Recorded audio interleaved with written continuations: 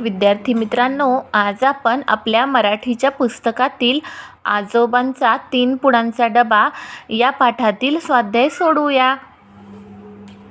पहिला प्रश्न आहे, खालील चौकटी पूर्ण करा. पाठात आलेले डब्याचे प्रकार. तर पाठात आलेल्या डब्याचे प्रकार आहेत स्टीलचा डबा आणि प्लास्टिकचा डबा. पुढचा प्रश्न, पाठातील संवाद करणाऱ्या व्यक्ती. पाठातील संवाद करणाऱ्या 2 व्यक्ती आहेत आजी आणि यश. प्रश्न दुसरा, थोडक्यात उत्तरे लिहा. यशला आजोबांचा डबा भारी का वाटला? या प्रश्नाचे उत्तर आहे, आजोबांच्या डब्यात एकावर एक असे 3 डबे होते, त्यामुळे यशला तो डबा भारी वाटला. पुढचा प्रश्न आहे, यश शाळेसाठी दरवर्षी नवीन डबा का वापरतो? प्लास्टिकचा डबा घेतल्यामुळे तो लवकर खराब होतो, म्हणून यश शाळेसाठी दरवर्षी नवीन डबा वापरतो. पुढचा प्रश्न आहे, पाठातील घटना योग्य क्रमाने लावा. इथे आपल्याला पाठातील घटना ह्या उलटसुलट क्रमाने दिलेल्या आहेत, त्या आपल्याला योग्य क्रमाने लावायच्या आहेत. त्या घटनांचा योग्य क्रम असा आहे, यश आजीला कपाट आवरायला मदत करत होता. त्यानंतर दुसरा आहे, कपाटात त्याला एक वेगळ्या आकाराचा डबा दिसला. तिसरा आहे, स्टीलचा डबा बरीच वर्ष टिकतो हे यशला समजले. आणि चौथा आहे, यशने मनात पक्के ठरवले, यापुढे प्लास्टिकचा डबा कधीच वापरायचा नाही. पुढचा प्रश्न आहे, विचार करा व सांगा.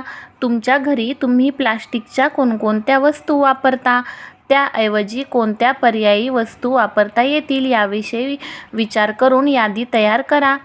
आपल्या घरात वापरल्या जाणाऱ्या प्लास्टिकच्या वेगवेगळ्या वस्तू आणि त्याला आपण कोणत्या पर्यायी वस्तू वापरू शकतो याची यादी मी करून दाखवलेली आहे. तुम्ही त्यामध्ये इतरही वेगवेगळ्या वस्तू लिहू शकता. प्लास्टिक पिशवीऐवजी आपण कापडी पिशवीचा वापर करू शकतो. प्लास्टिकची पाण्याची बाटलीऐवजी आपण स्टीलची पाण्याची बाटली वापरू शकतो. प्लास्टिक बरणी, आपल्या घरामध्ये वेगवेगळ्या वस्तू साठवण्यासाठी प्लास्टिक बरण्यांचा वापर केला जातो, तर त्याऐवजी आपण स्टीलचा डबा किंवा काचेची बरणी वापरू शकतो. प्लास्टिक ताट, जेवणासाठी प्लास्टिकचे ताट किंवा प्लास्टिकच्या प्लेट यांचा वापर करण्याऐवजी आपण स्टीलच्या प्लेट किंवा पितळेच्या प्लेट, स्टीलचे ताट किंवा पितळेचे ताट यासारख्या वस्तूंचा वापर करू शकतो. प्लास्टिक बादलीऐवजी आपण स्टीलच्या बादलीचा वापर करू शकतो. पुढचा प्रश्न आहे, प्रस्तुत पाठातून मिळालेला संदेश सारांश स्वरूपात सांगा. उत्तर आहे, या पाठातून असा संदेश मिळतो की प्लास्टिक आपल्या आरोग्यासाठी तसेच पर्यावरणासाठी घातक असते. प्लास्टिक लवकर नाश पावत नाही, त्यामुळे प्लास्टिकचा वापर आपण शक्यतो टाळावा व पर्यायी वस्तूंचा वापर करावा. पुढचा प्रश्न आहे, लिहिते होऊया. स्टीलचा डबा वापरण्याचे फायदे. स्टीलचा डबा जास्त काळ टिकतो आणि पर्यावरणाला अपायकारक नाही, त्यामुळे स्टीलचा डबा वापरणे प्लास्टिक डब्यापेक्षा नेहमी चांगले असते. पुढचा प्रश्न आहे, पर्यावरण रक्षण या विषयावर 2 घोषवाक्य तयार करा व लिहा. स्वच्छ सुंदर पर्यावरण, निरोगी राहील आपले मन. स्वच्छ सुंदर पर्यावरण, आरोग्याचे होईल रक्षण.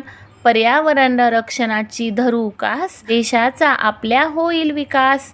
पुढचा प्रश्न आहे, पर्यावरण दिनाच्या अनुषंगाने तुमच्या शाळेत परिसरात आयोजित कार्यक्रमाची मुद्देसूद आणि क्रमबद्ध माहिती देणारा परिच्छेद लिहा.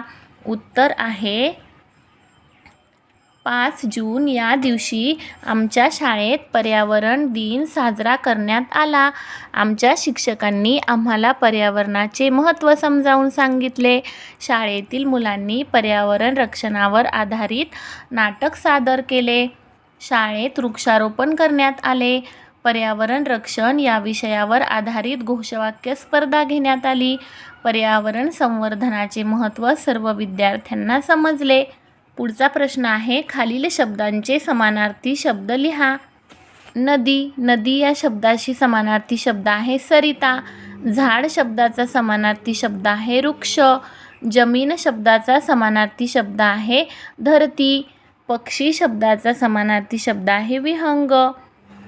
पुढचा प्रश्न आहे, खालील वाक्प्रचाराचा अर्थ लिहून वाक्यात उपयोग करा. वाक्प्रचार आहे थक्क होणे. थक्क होणे याचा अर्थ आहे आश्चर्यचकित होणे. वाक्य आहे, कधीही अभ्यास न करणाऱ्या श्रेयाचे परीक्षेतील मार्क पाहून आई थक्क झाली. पुढचा प्रश्न आहे, खालील वाक्यातील विरामचिन्हे शोधून त्यांची नावे लिहा. तर येथे वाक्य दिलेले आहे, अरे मग तो तुटका डबा कुठे असेल आता? तर या वाक्यामध्ये आलेले पहिले चिन्ह आहे दुहेरी अवतरण चिन्ह. या चिन्हाला म्हणतात दुहेरी अवतरण चिन्ह. दुसरे चिन्ह आहे स्वल्पविराम. तिसरे चिन्ह आहे प्रश्नचिन्ह. जेव्हा आपण एखादा प्रश्न विचारतो तेव्हा त्या वाक्याच्या शेवटी प्रश्नचिन्हाचा वापर केला जातो. पुढचं विरामचिन्ह आहे पूर्णविराम. तर पूर्णविराम म्हणजे जेव्हा वाक्य पूर्ण होते तेव्हा वाक्याच्या शेवटी दिले जाणारे चिन्ह म्हणजे पूर्णविराम. पुढचा प्रश्न आहे, खालील शब्दात लपलेले शब्द शोधा. इथे आपल्याला 2 शब्द दिलेले आहेत आणि त्या शब्दामध्ये लपलेले इतर शब्द आपल्याला शोधायचे आहेत. पहिला शब्द आहे आभाळ माया. यामध्ये लपलेले शब्द आहेत आभाळ, आभा. आभा म्हणजे सूर्याचे तेज. भाळ, भाळ म्हणजे कपाळ. माया, भाया, माळ. नंतर आहे आळ.